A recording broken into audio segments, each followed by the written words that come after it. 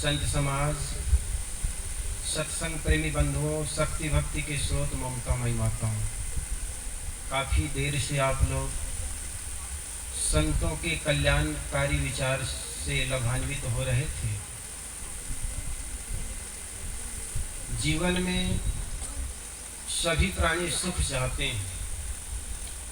इस धरती तल पर 6 अरब लोग हैं, उसमें से कोई ऐसा नहीं जो अपने जीवन में अशांति चाहता हो, दुख चाहता हो। हाँ, यूँ कहा जाता है महाभारत काल में माँ कुंती ने महाराज कृष्ण से कहा था, हे कृष्ण, मुझे अगर देना चाहते हो तो केवल दुख देना। महाराज कृष्ण ने कहा, बुआ कुंती ये क्या कह रही हो? जीवन भर सिवाय दुख के आपको और क्या मिला, और फिर भी तूने दुख मांगते हो?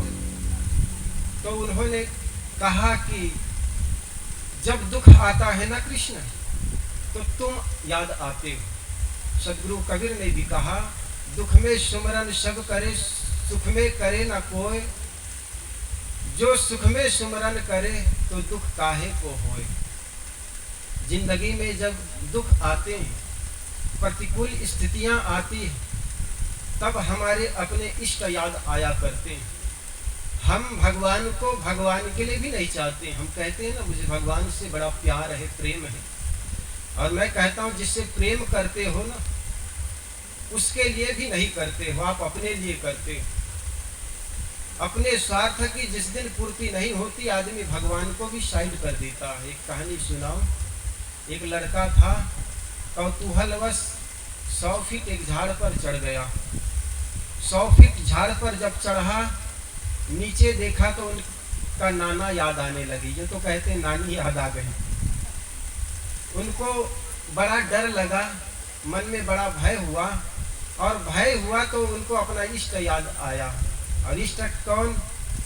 वही धीरेन्द्र शास्त्री के, जिसको बालाजी दादाजी कहते। तो उनको हनुमान दादाजी याद आने लगे।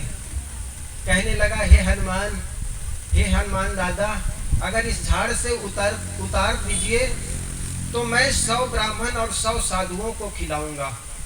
उसके अंदर कुछ ताकत आई। कई बार होता है, आप शमशान घाट से गुजरते हो तो बिल्कुल एकदम से गायत्री मंत्र याद आने लगता है, हनुमान चालीसा दोहराने लग जाते हो, आपके अपने इष्ट याद आने लग जाता है। उनको भी ऐसा लगा कि मुझे कुछ अंदर से साहस आया।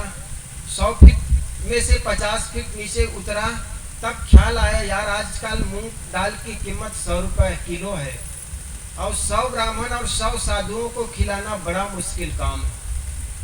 उन्होंने कहा, हनुमान दादा माफ करना इस बार, और 50 फीट तो नीचे उतर ही आया हूँ, 50 फीट बचा है, तो इस बार अगर जमीन पर उतर गया तो 50 ब्राह्मण और 50 साधुओं को खिलाऊंगा। यूं करके 25 फीट फिर उतर आया, पूरा 75 फीट नीचे उतर आया। जमीन पर उतरने में 25 फीट बचा था। तब कहता है, 50 ब्राह्मण और 50 साधु भी बड़ा महंगा पड़ेगा, भगवान एक बार और माफ करना, 25 फीट ही तो बचा है। अब जमीन पर उतर गया तो मैं 25 ब्राह्मण और 25 साधु को खिलाऊंगा। और यूं कहता है, जमीन पर उतरा और कहते, भगवान माफ करना, न तो किसी ब्राह्मण को खिलाऊंगा, न तो किसी भगवान को खिलाऊंगा, चूंकि जमीन पर ही आ गया हूँ। आदमी भगवान को भी भगवान के लिए नहीं चाहता। हर आदमी अपने स्वार्थ के लिए भगवान को चाहता है। इसलिए याज्ञवल्क्य ऋषि ने एक बार कहा था, जब वो संन्यास ले रहा था, ये तो हमारे भारतीय दर्शन में कहा जाता है, 4 आश्रमों का वर्णन किया जाता है। पहला ब्रह्मचर्य, गृहस्थ, वानप्रस्थ और संन्यास। 60 के बाद व्यक्ति को संन्यास ले लेना चाहिए, ऐसा हमारे आश्रम परंपरा में लिखा हुआ है। महाराज ऋषि वो याज्ञवल्क्य जब 60 वर्ष पार कर गए, उनकी 2 पत्नियां थी, कात्यायनी और मैत्री। मैत्री बड़ी बुद्धिमान थी, धन की बंटवारा मिली उनको, तो धन को देख करके वे संतुष्ट नहीं हुई। मैत्री धन को देखकर खुश हो गई, लेकिन कात्यायनी प्रश्न करने लगी, प्रभु जिसको छोड़ करके जो पाने के लिए आप जा रहे हैं, इस धन को, संपत्ति को छोड़ करके हमारे लिए आप परम शांति की उपलब्धि के लिए जा रहे हैं, तो क्या इस धन से हमें परम शांति मिलेगी? तो वो ऋषि कहने लगे कि देवी, धन से या पद से परम शांति की उपलब्धि नहीं होती। अगर तुम परम शांति और आध्यात्म के मार्ग पर चलना चाहते हो तो बैठ, मैं तुम्हें एक किस्सा सुनाती हूँ, एक किस्सा सुनाता हूँ। और वो कहने लगे, बड़ा लंबा उपदेश दिए। उन्होंने कहा कि देवी, पत्नी के लिए पत्नी प्रिय नहीं होती, बल्कि अपने लिए पत्नी को व्यक्ति चाहता। इसी प्रकार पति के लिए पति प्रिय नहीं होते, बल्कि अपने स्वार्थ के लिए पति प्रिय होते। इसी प्रकार भगवान के लिए भगवान को आदमी नहीं चाहता, बल्कि अपने लिए भगवान को चाहता। पुत्र को पुत्र के लिए नहीं चाहता, बल्कि पुत्र को भी अपने स्वार्थ के लिए आदमी पुत्र को चाहता। एक बार अकबर ने बीरबल से कहा कि दुनिया में सबसे प्रिय क्या होता? वहां बहुत से मंत्री बैठे थे। सारे मंत्रियों ने माथा पकड़ लिया, हम इसका उत्तर क्या दें? लेकिन कुछ ना कुछ उत्तर जरूर दिए। किसी ने कहा धन, किसी ने कहा पद, किसी ने कहा पत्नी, किसी ने कहा पुत्र। लेकिन बीरबल ने कहा, हुजूर माफ करें, मैं कहूं? अकबर ने कहा, कहिए। तो बीरबल ने कहा, हुजूर, न तो प्रिय पुत्र होता है, न धन प्रिय होता है, बल्कि आदमी को अपनी आत्मा प्रिय होता है। अकबर को ये बात रुचि नहीं। उन्होंने कहा, बीरबल, तुम ऐसे कैसे कह दिए कि व्यक्ति को पुत्र प्रिय नहीं होता? मेरा तो एक ही शहजादा है, एक ही बेटा है, वो बड़ा प्रिय है। बीरबल ने कहा, राजन, कभी समय मिला तो मैं आपको परीक्षण करके दिखा दूंगा, और मुझे समय दीजिए। 10 दिन उनको समय दिया गया। 10 दिन बाद एक बंदरिया और बच्चा और एक बड़ा जाल लाया। उन्होंने प्रयोग करके दिखाया। एक बहुत बड़े भट्ठी बनाई गई, चूल्हा बनाया गया, उस पर एक तावा रखा गया। तावा पर बंदरिया और बंदरिया के बच्चे को छोड़ा गया। उस पर बड़ा जाल बिछा दिया गया ताकि बंदरिया और बंदरिया का बच्चा बाहर ना निकल सके। और उस चूल्हा में आग लगा दी गई। चूल्हा में आग लगाई गई, धीमी धीमी तावा गर्म होने लगा। अब बच्चा पैर तावा में नहीं रख सकता, तो बंदरिया ने उस बच्चे को अपने गोद में ले लिया। गोद में जब बंदरिया ने अपने बच्चे को ले लिया, तो बीरबल, अकबर ने कहा, देखे मैंने कहा था ना बीरबल कि सबको अपना प्रिय पुत्र प्रिय होता है। आज प्रिय का पुत्र का पैर न जल जाए, इसलिए बंदरिया ने अपने गोद में ले लिया है। बीरबल ने कहा, हुजूर आगे और देखिए। उन्होंने तेजी से आग जलाई गई, तावा तेजी से गर्म होने लगा। अब ऐसा हुआ, बंदरिया बड़ी तेजी से उस पूरे तावा में चक्कर लगाने लगी। चूंकि बाहर निकल नहीं सकते, उसमें बड़ा जाल रखा हुआ है। एक समय ऐसा आया कि बंदरिया भी अपने पैर को उस तावा में रख नहीं सकता। ऐसे समय में बंदरिया अपने पेट से, गोदी से बच्चे को नोच करके तावा में रख करके उसके ऊपर बैठ जाती है। तब बीरबल ने कहा, हुजूर, सबको अपनी आत्मा प्रिय है। हम हले की कहते हैं हमको पुत्र प्रिय है, पत्नी प्रिय, धन प्रिय है, कोई किसी को नहीं चाहता। किसको अपना कहते हो यहाँ, किसको अपना कहते हो यहाँ कोई न तेरा अपना, माया की नगरी है जीवन एक सपना। उमा कहो सुन अनुभव अपना, सत हरि भजन जगत सब सपना। जिंदगी में आप जो देखते वो ऐसा लगता है सब सच है, लेकिन जिस प्रकार स्वप्न में आप देखते हो, कभी सिंह के द्वारा दौड़ाए जा रहे, सांप आपको काट दिए गए, बड़े भयभीत है, एकाएक नींद टूटती है, स्वप्न टूटता है, आपको लगता है ये स्वप्न तो झूठा था। जिस प्रकार नींद के टूटने पर स्वप्न आपको झूठ लगने लगता है, उसी प्रकार जिस दिन आंखें ढप जाती है, मृत्यु आ जाती है, जिसको अपना कहते वो संपत्ति आपकी अपनी नहीं रह जाती। फिर भी विश्वास नहीं तो लड़कों को जाकर के प्रयोग करना, बेटा इस जमीन को, इस मकान को बनाने में पूरी जिंदगी लगा दी, तो मेरा शरीर छूट जाए तो इस घर के एक कोने में रख देना। तो बेटा भी कहेगा, पिताजी माफ करना, ये तो जिंदे लोगों के लिए है, मुर्दे को तो ले जाकर शमशान घाट में ही जलाना पड़ता। सबके साथ यही होता है। किसको अपना कहते हो यहाँ का कोई न तेरा अपना, माया की नगरी है जीवन एक सपना। हम सबको अपना मानते हैं। या अध्यात्म जगत में तो कोई अपना नहीं, व्यवहारिक क्षेत्र में सब अपना। कई बार होता है जिसको हम पराया मानते हैं ना, वे भी हमारे अपने काम आ जाते हैं। एक बार क्या हुआ, एक लड़का था, एक परिवार था, बड़ा गरीब परिवार। गरीबी की चर्चा बहुत करते हैं साहब, लेकिन गरीबों की गलियों में जाकर देखो तो पता चलता है गरीबी क्या होती है। गरीब परिवार था, पति पत्नी थे। पति शहर में जाता, काम करता, ईंटों को ढोता, बोरियों को ढोता, पैसा कमा कर लाता, घर गृहस्थी चलती। घर में पत्नी पड़ोस के घर में पोछा चौका लगाने जाती। एक बार पत्नी गर्भवती हुई, पति को बड़ी खुशी हुई, चलो आज हमारे घर में एक चिराग आने वाला है, ये कुल का दीपक पैदा होने वाला है। पिता बनने का भी बड़ी खुशी होती है। बड़ा मन में गुदगुदी हुई, खुशी हुई, बड़ा चिंतन चलने लगा। घर में लड़का पैदा होगा, कुल का रोशन होगा, कुल की को प्रकाशित करेगा। लेकिन साहब आगे क्या होने वाला है ये कोई बता नहीं सकता। आपने जीवन में कल क्या किया ये तो आप लिख सकते हैं, बता सकते हैं, लेकिन कल क्या होने वाला है न तो आप लिख सकते हैं न बता सकते हैं। मन में बड़ी खुशी थी। एक दिन जा रहा था काम करने के लिए, गाड़ी के नीचे आ गया, एक्सीडेंट हो गया, आदमी मर गया। पत्नी गर्भवती थी, सोचती अब मैं क्या करूं, जिस पति का सहारा मैं जी रही थी वो पति चला गया। जो हमारे पास होते हैं साहब उनकी कीमत समझ में नहीं आती। 2 दिन पत्नी मैके चले जाए तो पति को खबर पड़ता है कि पत्नी हमारे जीवन में कितनी आवश्यकता थी, और पति कहीं और चला जाए, शरीर छूट जाए तो पता चलता है हमारे जीवन में पति का कितनी आवश्यकता थी। जब तक कोई चीज होती उसकी कीमत समझ में नहीं आती, और जो चीज नहीं है उसको पाने की हमारे मन में बड़ी लालसा बनी रहती है। इसलिए किसी कवि ने सुंदर कहा, मिल जाए तो मिट्टी है, ना मिले तो सोना है। दुनिया जिसे कहते हो मिट्टी का खिलौना है, मिल जाए तो मिट्टी है, ना मिले तो सोना। जिन चीज को आप हजारों कई वर्षों से आप सोचते थे वो चीज मिल जाए मिल जाए मिल जाए, आज मिल गई तो 2 कौड़ी की हो जाती। तो पति जब बिछुड़ गए तब उनको पता लगा कि पति मेरे जीवन में कितनी आवश्यकता थी। उन्होंने सोचा एक क्षण तो आत्महत्या कर लो। फिर सोचती है पति चाहते थे कि हमारे घर में एक लड़का पैदा होगा, कुल का रोशन, खूब पढ़ाएंगे लिखाएंगे, बड़े आदमी बनाएंगे, उनका एक स्वप्न था। तो मैं भी एक इंसान हूँ, मैं भी एक स्त्री हूँ, तो क्यों ना उनका स्वप्न को पूरा करूँ, बच्चे को जन्म दे करके बच्चे को पढ़ा लिखा बड़े आदमी बनाऊं, पति की इच्छा को पूरी करूं।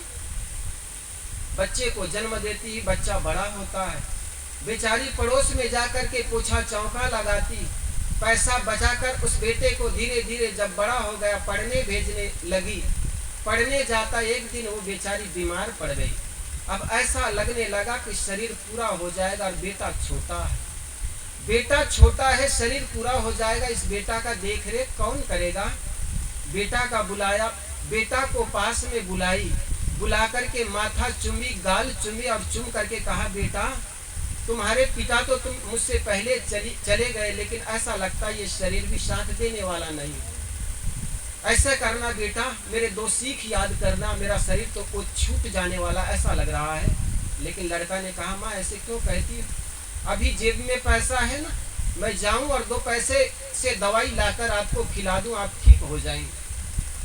बेटा गया, 2 पैसे की दवाई लाया, माँ को खिलाई, लेकिन बीमारी ठीक होने वाली नहीं। माँ को लगने लगा शरीर पूरा हो जाएगा। फिर एक बार माँ गाल और माथे को चुम करके कहती है, बेटा ये शरीर तो पूरा हो जाएगा, लेकिन मेरे 2 सीख याद रखना, जीवन में कितने बड़े आदमी भी बन जाओ ना, कभी अभिमान मत करना। अभिमान आदमी को आगे बढ़ने नहीं देता। लेकिन दूसरी बात, कितनी गरीबी भी आ जाए तो स्वाभिमान को गिरने मत देना, क्योंकि स्वाभिमान से गिरा हुआ व्यक्ति जीवन में कहीं का रहता नहीं। अभिमान आदमी को बढ़ने नहीं देता, और स्वाभिमान आदमी को कभी नीचे गिरने नहीं देता। इसलिए ये मेरी 2 बात ख्याल रखना, मन में कभी अभिमान लाना मत, और स्वाभिमान को कभी गिरने मत देना। ऐसे कहते कहते वो माँ चली गई। अब 4-5 दिन 8-10 दिन 13 दिन, ये तो कहता है ना 13 दिन 13वीं जो करते हैं, जिसकी बरही हो चुकी है उनकी 13वीं भी होगी। बरही कहते हैं शादी को, 13वीं कहते हैं अंतिम क्रियाक्रम को। 13 दिन तो आस पड़ोस के लोग आए हुए थे, कुछ उसी से खाना खर्चा निकल गया। चौथे 15 दिन हुआ, वो लड़के सोचा अब करूं क्या, तो किसी के घर में जाकर मेहनत करो, लेकिन बाल मजदूर पुलिस की डर, गया तो सही लेकिन कौन मजदूर दे, कोई मजदूरी दिया नहीं। शाम के समय एक दिन मन में हुआ कि किसी के घर में जाकर 2 रोटी मांग दूं, 3 दिन हो गए भूखे थे लड़का। माँ कही बेटा शैतान को गिरने मत देना, लेकिन बेटा छोटा था तो सोचा मांग ही लो, क्या फर्क पड़ता है। दरवाजा के सामने एक शुभ्रांत स्त्री थी, उनके दरवाजे में जाकर लड़का खटखटाया। वो सुंदर स्त्री, शुभ्रांत स्त्री निकली और पूछती बेटा क्या चाहिए। जैसे ही क्या चाहिए तो उनका मन का स्वाभिमान जाग गया। बेटा तो गया था रोटी मांगने के लिए, वो रोटी कह नहीं पाया और कहता है माँ मुझे पानी चाहिए। जैसे ही पानी चाहिए तो माँ देखती है लड़का तो 2-3 दिनों से खाया नहीं, इनका चेहरा कुमलाया हुआ। माँ जान जाती साहब चेहरे पढ़कर, बेटा पढ़ा लिखा भी नहीं पढ़ पाते हैं माँ के चेहरे। वो माँ जान गई चेहरा कुमलाया हुआ है, 2-3 दिन से खाया नहीं। माँ घर में गई, रोटी तो थी नहीं, एक गिलास दूध लाकर उस बेटा को पकड़ा दी। बेटा गिलास पकड़ के जैसे गटागट पी गई, 2 दिनों से 3 दिनों से भूखा था। और पीने के बाद पता चला ये पानी मांगा था मैंने, पानी नहीं ये दूध पिलाई। और ये कह करके लड़का कहने लगा माँ तूने मुझे दूध पिलाई हो ना, तो मैं ये दूध के बदले में बताओ मैं क्या दे दूं आपको। माँ कहती बेटा 2 दिन से वैसे भी भूखा है और देने की बात कहता, ये फ्री में पीना नहीं चाहता। उन्होंने कहा बेटा तुम देना ही चाहते हो ना, तो ख्याल रखना जिस प्रकार मैं तुम्हारी विपत्ति में काम आई हूँ, इसी प्रकार तुम भी किसी के विपत्ति में काम आना। उनकी बात को उस माँ ने गांठे गठिया ली और वो माँ ने देखी ये लड़का बड़ी स्वाभिमानी है। ये पता लगाई कि ये लड़का जाता कहाँ, रहता कहाँ है, कहाँ पढ़ाई करता है, सब कुछ जानकारी कर ली। और जिस दुकान से किराना का दुकान सामान लाता था वहाँ जाकर वो मैडम, वो माता जी कहने लगी ये लड़का कुछ सामान ले जाता है तो इनको फ्री में दे दिया कर, पैसे की चिंता मत कर, मेरे पास से ले लिया कर। और जिस विश्वविद्यालय में पढ़ने जाता था, विश्वविद्यालय में भी 2-3 महीने का पैसा बचा हुआ था, फीस बचा हुआ था। हेडमास्टर से कहा इस लड़के का जो फीस है मैं पटा देती हूँ, और कभी पढ़ाई पैसे के कारण रुकना नहीं चाहिए। छुपे रूप में उस माँ ने उन खर्चा का, उस बेटा का खर्चा को अदा करती रही। ये कहानी दूसरी करवट बदलती 20 साल बीत गए। हुआ क्या, वो लड़का भी वो गांव छोड़कर चला गया था, चूंकि विद्यालय में आगे की पढ़ाई करनी थी कॉलेज की। 20 साल बाद वो माँ एक बड़े कैंसर के रोग से पीड़ित हो गई। उनका लड़का बाहर रहता था, वो लड़का आया, चेक कराया तो पता चला कैंसर है। गांव के डॉक्टर ने चेक किया और चेक करके बताया कि आपकी माँ को बड़ा कैंसर है और इसका इलाज बॉम्बे के एक बहुत बड़ा हॉस्पिटल है, वहां पर हो सकता है। माँ कहती बेटा ये बीमारी है, शरीर एक दिन छूट जाएगा और कैंसर जैसी बीमारी के लिए जमीन जायदाद बेचना मूर्खता होगी, तुम कंगाल हो जाओगे, जमीन बिक जाएगी इस इलाज कराने में। बेटा भी स्वाभिमानी था, कहने लगा माँ मेरे सामने आपके सिवाय और कौन है, मेरे आगे पीछे कोई है नहीं सिवाय आपके। जमीन बिक जाए, मकान बिक जाए, लेकिन आपका इलाज हम कराएंगे। लड़का ले गया, बड़ा हॉस्पिटल था साहब बॉम्बे का, वहाँ ले गया। डॉक्टर ने कहा इस लड़के को, इस माताजी को इलाज करने में 1 महीना लगेगा। माँ सोचती न जाने कितना बड़ा बिल थमा दे, दवाई का अलग, 1 महीने तक कमरे में भर्ती रहने का अलग। लेकिन लड़का ने हौसला छोड़ा नहीं, उन्होंने कहा माँ कोई बात नहीं, इलाज कराते हैं। 1 महीने तक इलाज चला, माताजी ठीक हो गई। माँ सोच रही थी कितना बड़ा बिल आ जाए, कितना रकम आ जाए, पटाना पड़ेगा, जमीन बिक जाएगी, मकान बिक जाएगा। तो उतने में उस हॉस्पिटल की जो एक लड़की थी, जिसको सिस्टर कहते, बहन जी कहते, एक लिफाफा लेकर आई। वो लिफाफा पकड़ाते हुए कहती है माँ जी ये आपका बिल है। वो माँ सोचती इस बिल में न जाने कितने पैसे रखे, वो उनका हाथ कांप रही थी। एक क्षण वो बिल को देखती, दूसरे क्षण अपने बेटा को देखती। उतने समय में एक डॉक्टर साहब आया और कहने लगे, माँ जी नमस्कार, आप मुझे पहचानती हो? वही लड़का जिसको आपने एक गिलास दूध पिलाई थी। आपने माता जी इस बीमारी का इलाज का पैसा तो आपने 20 साल पहले चुका दी थी, वो एक गिलास दूध, लेकिन वो एक गिलास दूध का कीमत चुकाने मुझे 20 साल बीत गया। आप जो करते हैं साहब वो लौट करके आपको मिलता है। जीवन में जितने दुख दिखते हैं निज दोषों के कारण है, जिनमें इतना ज्ञान नहीं वे दोष मिटाना क्या जाने। जो आप देते हैं 1000 गुना लौट करके मिलता है। कभी दिन दुखियों को देख करके मुख मत फेरना, मन मत फेरना। कभी आपके दरवाजे पर आए भिखारी को ये मत समझना ये भिखारी है, चला गया है माल पाने के लिए चला आया। वो भिखारी आपको एक नई सीख दे जाती है, साहब आज मेरे हाथ में ये पात्र है, चूंकि मैंने किसी को देना सीखा नहीं, हो सकता है आप आज ना दे तो ये पात्र आपके हाथ में चला आए। इसलिए कर ले कमाई ऐसी जो साथ जा सके, कर ले कमाई ऐसी जो साथ जा सके। अवसर पड़े तो साथ में काम आ सके, कर ले कमाई ऐसी जो साथ जा सके, कर ले कमाई ऐसी जो साथ जा सके।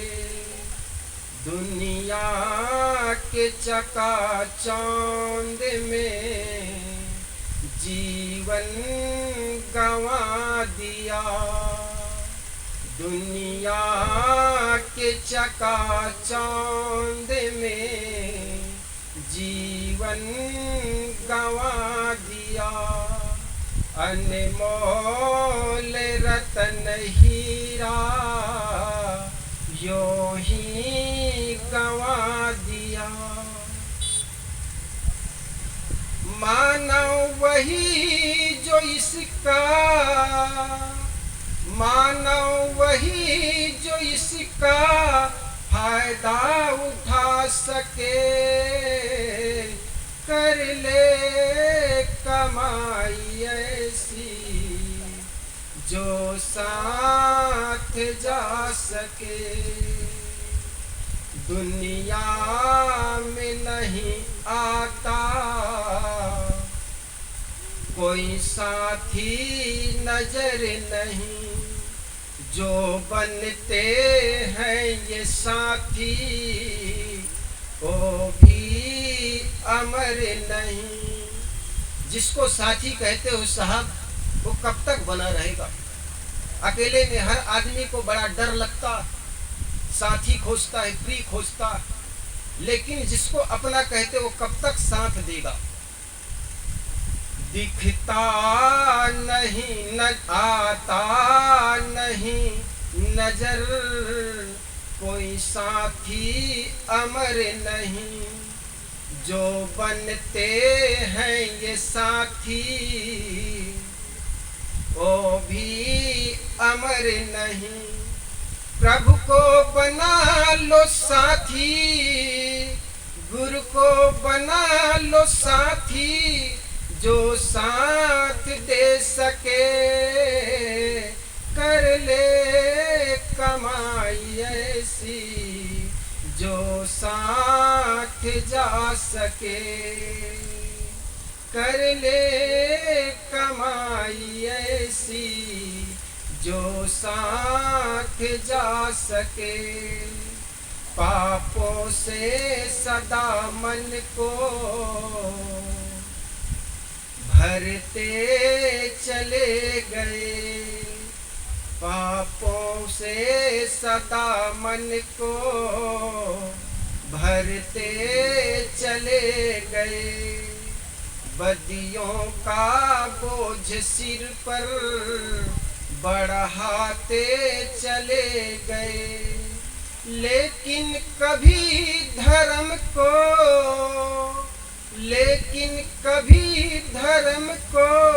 अपना ना सके। कर ले कमाई ऐसी साथ जा सके, कर ले कमाई ऐसी जो साथ जा सके। जीवन में सुख चाहते हो, सुख देना सीखो, प्यार चाहते हो, प्यार देना सीखो। 4 वेद 6 शास्त्र में बात लिखी है दोए, सुख देने सुख होता है, दुख देने दुख होए। दुनिया में ये जवानी कब तक होती है? जीवन जोवन राजमद अविचल रहे न कोई, जो दिन जाए सत्संग में जीवन का फल सोए। सत्संग में आए, संत गुरुजनों के विचार सुने और उन विचारों को जीवन में आत्मसात करोगे, वही अपने साथ जाएगा। बाकी तो सोचो आपके अपने क्या है। कभी एकांत में बैठ कर के सोचना आपके साथ क्या जाएगा। पत्नी है, जब सोते हो पत्नी भूल जाती है, पति भूल जाते हैं, बच्चे भूल जाते हैं, सुंदर मकान हो वो भी भूल जाते हैं। आपका अपने साथ केवल आप होते हैं। जब सो जाते हैं, ये छोटी मृत्यु है, तो मरने के बाद जरा सोचो आपके साथ क्या जाएगा। जिस धन दौलत को लेकर के भाई भाई में एक दूसरे के वैमनस्यता, दिरान जेठान में वैमनस्यता, जहां तक हो सके सबके साथ प्यार बांटो। दुनिया में और क्या रखा है? बहुत बड़े बड़े आदमियों को देखा जो मिट्टी में मिल गए, उनका दुनिया में क्या रह गया। आज से 2-4 महीने पहले सहारा कंपनी के बहुत बड़ा मालिक जब मरा, 2 दिन चीर फाड़ कमरे में रखा गया था। ना उनकी पत्नी थी, ना उनके पास उनके बच्चे थे। रेलवे विभाग के इस बाद दूसरे नंबर का नौकरी देने वाला कोई कंपनी था तो सहारा कंपनी थी। इतने बड़ी कंपनी का मालिक होते हुए मरा तो उनकी पत्नी पास नहीं थी, बच्चे पास नहीं था। चीर फाड़ कमरे में 2 दिन तक एकांत कमरे में रखा गया था। तो जरा आज जाकर के सोचना आपके साथ आपके अपने क्या जाएगा। बोलिए सद्गुरुदेव की जय।